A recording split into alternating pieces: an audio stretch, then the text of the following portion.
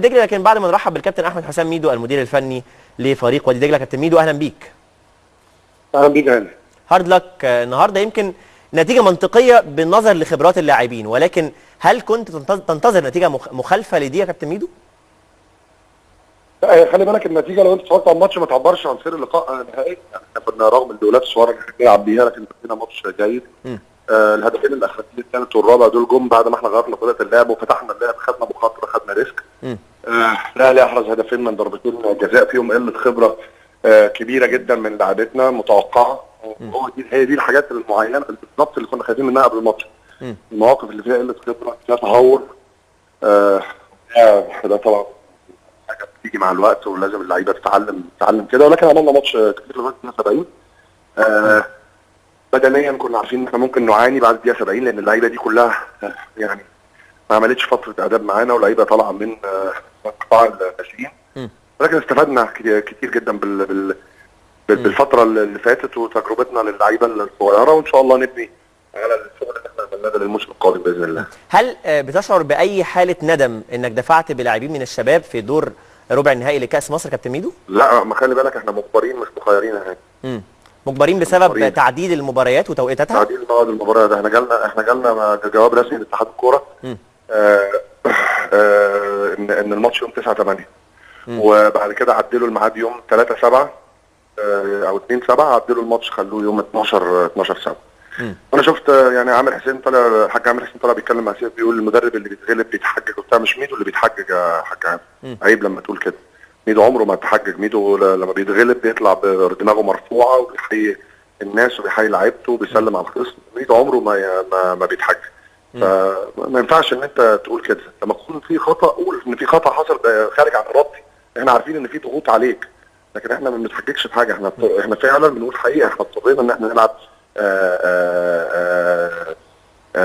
باللعيبه الصغار. وبعدين الحاج عامر، لكن 10 ايام مش فتره كافيه لاعاده اللاعبين من اجازاتهم كابتن ميدو؟ اللعيبه مريحه بقى لها 4 اسابيع. لا بسالك انت الادرى بالموضوع ده. لا طبعا.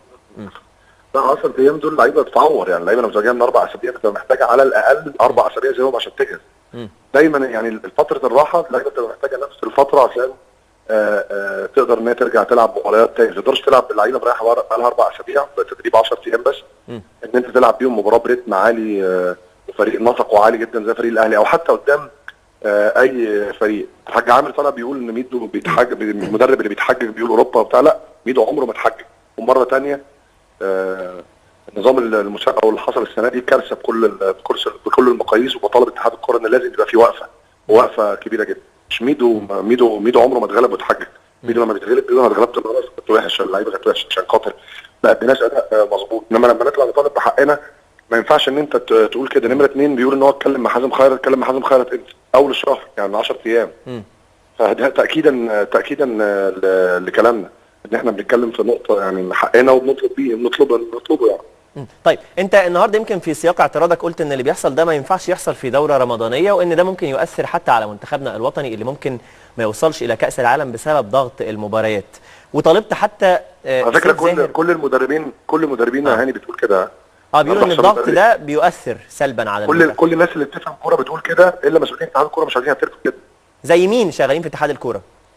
لا، كل المسؤولين في اتحاد الكوره مش عايزين يعترفوا ان النهارده اللي بيحصل ده ممكن ياثر على المنتخب. احنا شفنا النهارده منتخبنا امام تونس كان اداؤه مختلف تماما عن الفتره الاخيره. والكلام ده انا قلته يا هاني لو تفتكر شهر 3. قلت ان ضغط المباريات وتلاحم المواسم هيأثر على المنتخب بشكل كبير جدا في الصيف. وعندي يعني لايف في التلفزيون، وعندي الكلام ده قايله على تويتر.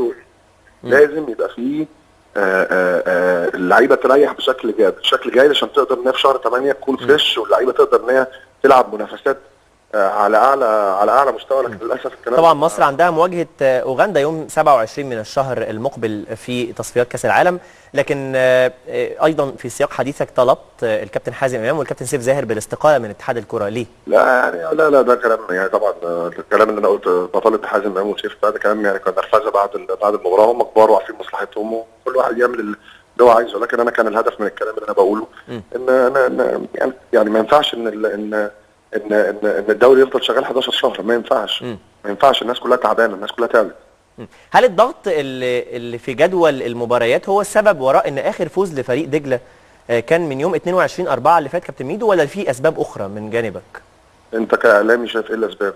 انا بسال حضرتك كمدير فني للفريق. لا انت كاعلامي شاطر هتعرف الاسباب. ان احنا يعني اخر 4 مباريات بنلعب باللعيبه الصغيره واللعيبه الناشئين، وانا فاكر ان ذكائك يعني اكتر من كده. انت طبيعي ان معلش بحاول انزل لكل المستويات كابتن ميدو. تنزل ولا تطلع؟ انزل عشان لو في حد ما عندوش الذكاء اللي عند حضرتك. فاكر ان انت تطلع لذكائي يعني؟ لا طبعا مش قصدي عليك. يعني تطلع انا فاكر ان انت تطلع لذكائي يعني. اطلع لذكائك وانزل لذكاء الاخرين. اوكي اتفضل. صح كده. صحيح زي ما بقول لك ان اخر 4 مباريات لعبناهم بالناشئين، واحنا زي ما قلنا احنا اخر 4 مباريات ما بنبصش للنتائج. لو كنا عايزين نبص للنتائج ما كناش ادينا راحه للاعيبتنا الكبار، وكان عندنا القدره ان احنا نكون على الاقل في ال6 مراكز الاولى او 7 مراكز الاولى. ده نمره 1. نمره 2 لما ميدو بيعمل حاجه بتبقى دي تنفيذا لاستراتيجيه اداره النادي. ايوه يعني ما بنعملش حاجه لوحدنا، بنبقى في اتفاق ما بين رئيس النادي وعندنا اهداف تسويقيه من الصعب جدا ان الناس معينه تفهمها. مش هنقدر نشرحها للناس لان في ناس كتيره جدا ممكن ان فهمها ما يقدرش ان هو يجيب حجم التفكير اللي احنا بنفكر فيه. احنا بنفكر ان احنا لعيبتنا بناد فاليو ليها، قيمتها التسويقيه لازم تزيد. عندنا لعيبه من اللعيبه عشان نطلعها نعرضها في الماركت عشان نقدر ان احنا نسوقها، ولعيبه ان هي تطلع اعاره. فمش هنشرح للناس كل الكلام ده، ان في ناس بتبص من النظره الضيقه فقط، اللي هي نظره النتائج، واللي هي نظره انتوا ما كسبتوش بقالكم قد ايه. والناس دي مهما فهمتهم هيواجهوا مشكله كبيره جدا في ان هم يفهموا وجهه نظرنا، لان فرق تعليم مختلف. الى اي مدى ممكن يا كابتن ميدو النتائج تبدا تظهر على استراتيجيتك اللي انت واضعها مع الاداره؟ النتائج ان شاء الله كانت موجوده السنه دي. احنا لما تسلمنا الفريق كان في المركز 13 على الدوري، وقدرنا ان احنا ننط للمركز الثامن على الدوري لغايه اخر قبل 4 ماتشات. ولكن زي ما قلت لك ان احنا في حاجات كتيره بنعملها ضمن مشروعنا بيبقى من الصعب جدا ان في ناس تفكيرها محدود ان هي تفهمه. يعني بنحاول ان احنا نشرح للناس، لكن صعب جدا مستوى التفكير فرق مختلف بشكل كبير جدا. لكن انت نفسك وانت بتحلل يا كابتن ميدو في اللقاءات الاجنبيه بتتكلم على النتائج، ان النتائج تسير بشكل غير ايجابي، معناها ان في تقصير في كذا وكذا وكذا. خالص لا. بنتكلم ان احنا لما جوزيه مورينيو على سبيل المثال في اخر مباراتين في الدوري ادى راحه للعيبه الكبار ولعب باللعيبه الشباب عشان نهائي اليوروبا ليج وما كسبش في مباراه منهم. بنقول ان ده استراتيجيه بتاعت المدير الفني وبتاع الاداره عشان خاطر بيضحي ببطوله عشان يكسب بطوله ثانيه على سبيل المثال. لكن برضو زي ما بقول لك يعني لما بتيجي تتكلم في حاجه ما ينفعش ان انت تشرحها بالتفصيل. أيوة. لان صعب جدا ان يعني مستوى التفكير اللي احنا بنفكر فيه احنا بندير منظومه بعلم معين وعلم احنا اتعلمناه. صعب جدا ان في ناس معينه تفهمه. طيب بمناسبه التعليم، يعني هو التعليم ده تقصد بيه يعني علم كره القدم ولا التعليم بشكل عام كدراسه؟ علم كره القدم طبعا. ككره القدم. طيب النهارده في المؤتمر الصحفي، ومش عايز اطول عليك عشان حاسك مرهق حتى في المؤتمر الصحفي ما سمعناش. لا هاني، لا انت فاهم غلط. انا مش مرهق خالص. مش مرهق؟ طب خالص دي حاجه عظيمه. ما سمعناش. انا بس برد عليك في الاسئله اللي انت بتسالها، وباكد لك ان كل حاجه احنا بنعملها بتبقى محسوبه بشكل جيد جدا. طيب ما سمعناش صوت الصحفي او السؤال اللي ساله في المؤتمر الصحفي واللي بناء عليه قلت له انت اهلاوي فانسى انك اهلاوي، وبعديها لم يكتمل المؤتمر. كان ايه السؤال واللي اعترضت عليه؟ لا انا كنت بقول له انت اهلاوي، انا بقول له انا عارفك انت اهلاوي.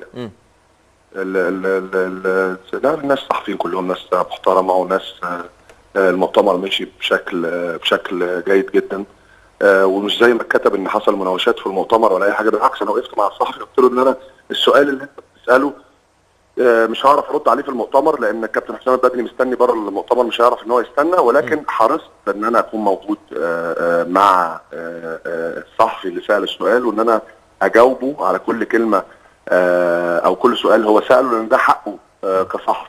ولكن في النهايه طبعا الوقت بتاع المؤتمر بيبقى مراقب المباراه هو اللي بيقرر امتى ينتهي المؤتمر. وفي الوقت اللي هو سال فيه السؤال مراقب المباراه امر الجميع ان لازم الفتره بتاعتي انها انتهت بسبب دخول طبعا كابتن حسام البدري للمؤتمر بعديه. كان السؤال ايه بقى؟ مش فاكر والله. انت كلم الصحفي اساله السؤال. رغم انك قعدت معاه بعد المؤتمر وجاوبته. مش فاكر والله، بس انا شايف ان انت اسئلتك يا هاني يعني بتحاول ان انت تستفزني او حاجه. لا خالص والله يا كابتن، انا مقتنع تماما.